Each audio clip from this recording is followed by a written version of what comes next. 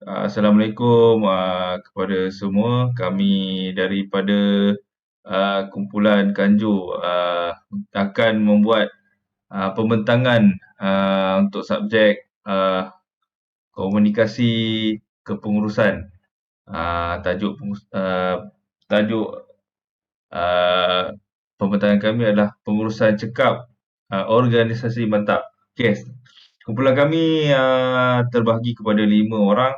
Saya Muhammad Khairi bin Muhammad Ainuddin. Saya akan menerangkan dalam untuk topik pengenalan. Okey. Untuk cemerlang sepenuhnya dalam peranan pengurusan, seseorang yang berkecimpung dalam bidang pengurusan mesti menguasai kemahiran komunikasi, terutamanya apabila bekerja dalam satu pasukan. Bagi seorang pengurus, membina kemahiran komunikasi adalah satu kemestian.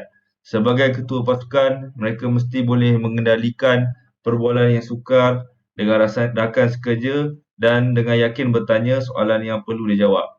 Kemahiran komunikasi ialah kebolehan yang boleh seseorang gunakan semasa memberi dan menerima pelbagai jenis maklumat. Beberapa contoh termasuk menyampaikan idea baru, perasaan atau kemaskini pada projek sesebuah organisasi. Terdapat dua jenis komunikasi asas, dalaman dan luaran. Komunikasi dalaman ialah proses pertukaran maklumat antara peserta dalam organisasi itu tersendiri, termasuk pekerja di pelbagai peringkat. Okey, saya akan serahkan kepada rakan kumpulan saya untuk membentangkan topik seterusnya.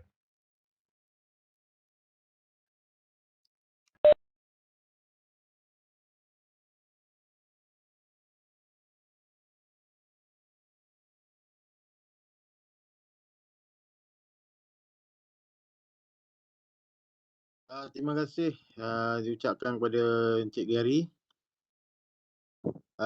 Saya akan teruskan pembentangan mengenai isu yang berlaku dalam organisasi yang dikenal pasti. Musibah boleh menjadikan atau menghancurkan seseorang pemimpin. Dalam era COVID-19, sesetengah pemimpin telah menyambut cabaran dalam memastikan komuniti, pekerja dan ahli organisasi mereka untuk sentiasa dimaklumkan dan disampaikan maklumat serta operasi organisasi terpaksa berhenti seketika dan kemajuan dan kemudian memulakan semula rutin dan aktiviti operasi harian organisasi serta menguruskan kesan sekunda gangguan sosial dan ekonomi. Walaupun pandemik yang berlaku kini berbeza daripada krisis lain dalam hidup kita, penyelidikan dan kepakaran ahli psikologi yang dibangunkan dalam krisis masa lalu masih boleh memaklumkan respon kita untuk memimpin lebih-lebih lagi dalam menguruskan pengurusan komunikasi.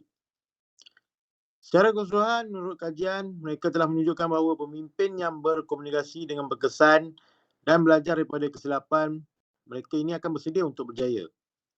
Apa yang pemimpin perlu sedar ialah apabila krisis melanda, pemimpin-pemimpin ini tidak boleh hanya berpuas hati dan berfikir bahawa segala-galanya akan berjalan seperti biasa.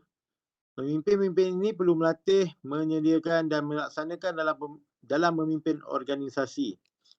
Semua pemimpin atau pengurus harus bertindak secara berbeza untuk memastikan pasukan dalam organisasinya bekerja dalam keadaan selamat dan bebas dari virus. Dalam masa yang sama, mereka perlu memastikan urusan harian organisasi berjalan dengan lancar. Keadaan ini menyebabkan timbulnya senario seperti kegagalan dalam memastikan ahli organisasi mendapat maklumat yang terkini apabila mereka bekerja dalam waktu yang fleksibel. Mencipta prosedur komunikasi kerja baru yang sesuai dengan keadaan unik seperti sekarang dan penyampaian maklumat kepada para pelanggan dan pihak-pihak luar yang lain seperti pemborong, pembekal dan lain-lain lagi. Oleh itu, menjadi tanggungjawab para pemimpin atau pengurus untuk mengendalikan kemahiran komunikasi yang berkesan bagi mengatasi isu-isu yang timbul seperti yang disebut di atas ataupun seperti yang tadi. Kemudian saya serahkan kepada rakan yang lain untuk meneruskan pembentangan. Terima kasih. Assalamualaikum, saya Sani bin Saliman, nombor metrik 268790. Seterusnya saya akan membentangkan tajuk yang ketiga, berkaitan model komunikasi kepengurusan dengan isu atau permasalahan inovasi dalam organisasi, iaitu peralihan dokumentasi dari kertas kepada elektronik. Isu yang timbul dalam organisasi yang dikenal pasti adalah isu inovasi organisasi dalam menukar peralihan daripada kertas kepada elektronik. Dokumentasi untuk urusan kerja organisasi harian, seseorang pengurus komunikasi perlu mempunyai kemahiran yang kreatif dalam menyampaikan inovasi baru ini. Seseorang pengurus komunikasi juga perlu memaksimumkan kemahirannya dalam kepelbagaian dan kreativiti. Salah satu amalan terbaik utama untuk pengurusan inovasi ialah memastikan strategi komunikasi anda menghasilkan jaringan seluas mungkin yang merangkumi pelbagai format dan saluran mesej. Seseorang pengurus komunikasi perlu mempunyai kemahiran mendengar yang kreatif dan aktif. Pemimpin yang berkesan tahu bila mereka perlu bercakap, lebih penting lagi bila mereka perlu mendengar. Seseorang pengurus juga berkomunikasi perlu mempunyai kemahiran yang boleh menjelaskan sesuatu itu dengan nyata. Seseorang pengurus komunikasi perlu mempunyai kemahiran dalam menerima dan melaksanakan maklum balas dalam menyampaikan inovasi baru dalam organisasi. Untuk memastikan surat menyurat anda dengan menggunakan semenarik mungkin, anda harus memastikan nadanya langsung dan ceria, bukannya lemah atau terlalu teknikal. Adalah penting untuk memecahkan blok teks dengan elemen lain yang akan membantu pengguna akhir mengekalkan mesej.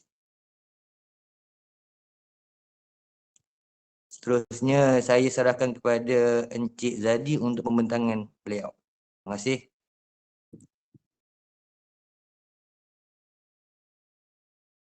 Assalamualaikum warahmatullahi wabarakatuh dan selamat petang.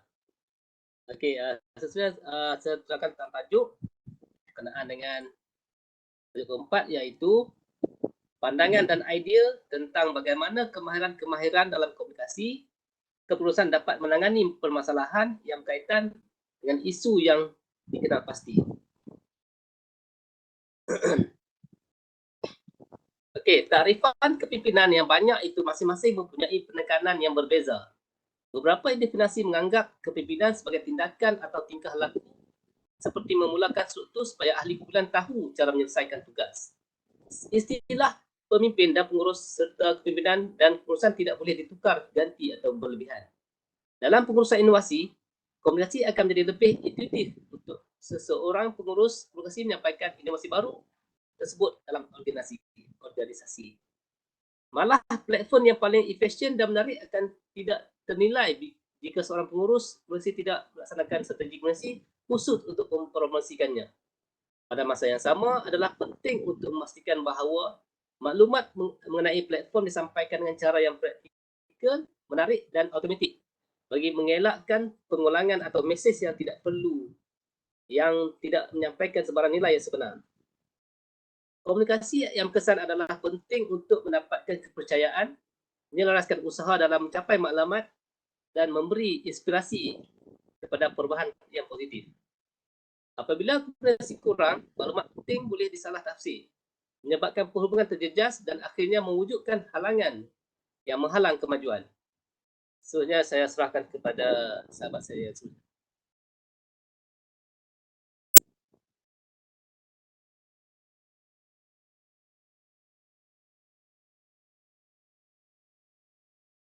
Assalamualaikum.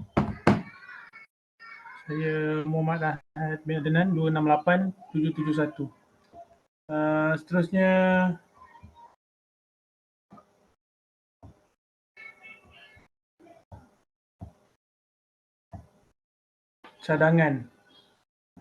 cadangan proses dan strategi komunikasi pengurusan yang boleh dilaksanakan dalam mengatasi permasalahan berkaitan dengan isu yang dikenal pasti.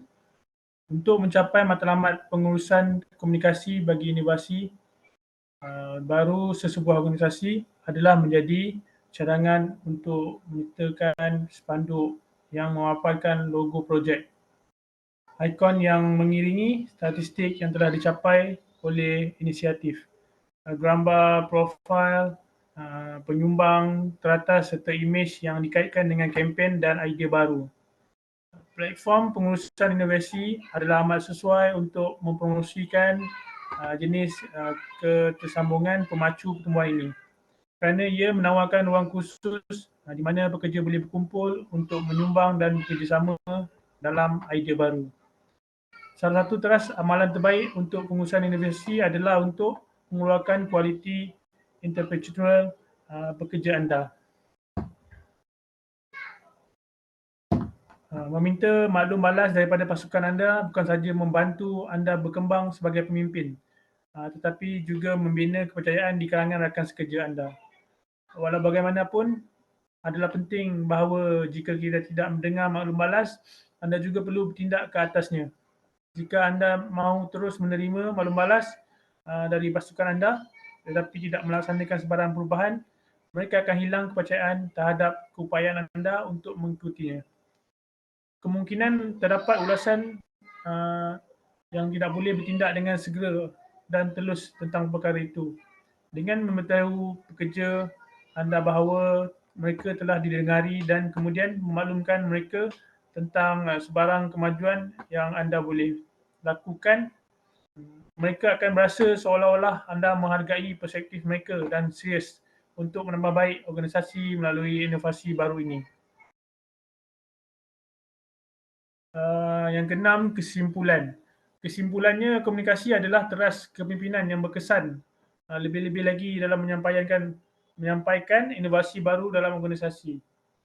Jika seorang pengurus komunikasi ingin mempengaruhi dan memberi inspirasi kepada pasukan mereka, mereka perlu mengamalkan empati dan ketulusan dan memahami cara orang lain melihat mereka melalui isyarat lisan dan bukan lisan. Selain itu, untuk meningkatkan kemahiran komunikasi, seseorang pengurus komunikasi dan menjadi pemimpin yang lebih baik. Mulakan dengan nilai keberkesanan supaya seseorang pemimpin pengurus komunikasi boleh mengenal pasti bidang untuk ditambah baikkan. Kemudian tetapkan matlamat dan pastikan diri seseorang pengurus komunikasi bertanggungjawab dengan mencipta pelan pembangunan kepimpinan untuk membimbing dan menjejaki kemajuan mereka. Akhir sekali, accountability dan kecekapan pemimpin akan memastikan organisasi selamat daripada wabak ini. Jika sekiranya berlaku wabak, kepimpinan yang cekap bukan sahaja membolehkan organisasi meneruskan operasi lebih awal dan meningkatkan produktiviti mereka, tapi ia juga akan meningkatkan reputasi organisasi. Kejayaan kewangan bukanlah memainkan peranan dalam menilai daya tahan organisasi, tetapi juga kapasiti organisasi untuk mengharungi tempoh yang sukar ini. Sekian, terima kasih.